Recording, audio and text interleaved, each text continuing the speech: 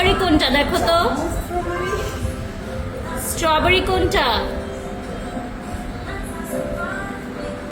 আজকে এজেলের একটা daily blog দেখাবো। আপনারা জানেন এজেলের শাওয়ারের আগে নাকিয়া পেজ থেকে আমি যে দুটো অয়েল নিয়েছি সেখান থেকে অয়েল মাসাজ করাই।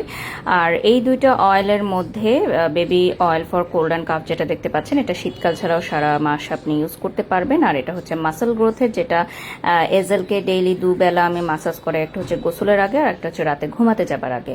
মাসাজ করার আগে মাস্ট বি এসি বা ফ্যান অফ করে নিতে হবে, এবং এইটা মাসাজ করার আধা ঘন্টা পর আমি এজেলকে শাওয়ার করাই। আমি কোল্ড অ্যান্ড কাফটা হালকা ইউজ করছি, যেহেতু ওর একটু ঠান্ডা ঠান্ডা ভাব হচ্ছে, তো আমি ভাবলাম যে একটু মিক্স করে দেই।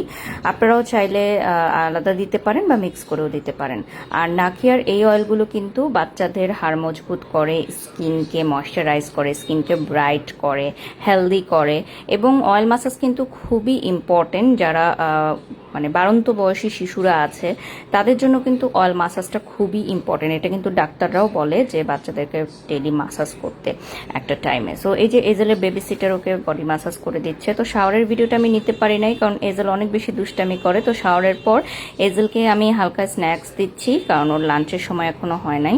সো ওকে আমি এখানে স্ট্রবেরি দিয়েছি, প্যানকেক দিয়েছি আর বিস্কিট দিয়েছি, বাট সে বিস্কিটটাই খাচ্ছে শুধু। So thank you so much for watching today's video, love you. আর হ্যাঁ, এই তেলগুলো 12 মাস রেখে ইউজ করা যাবে। So please do order now. Thank you.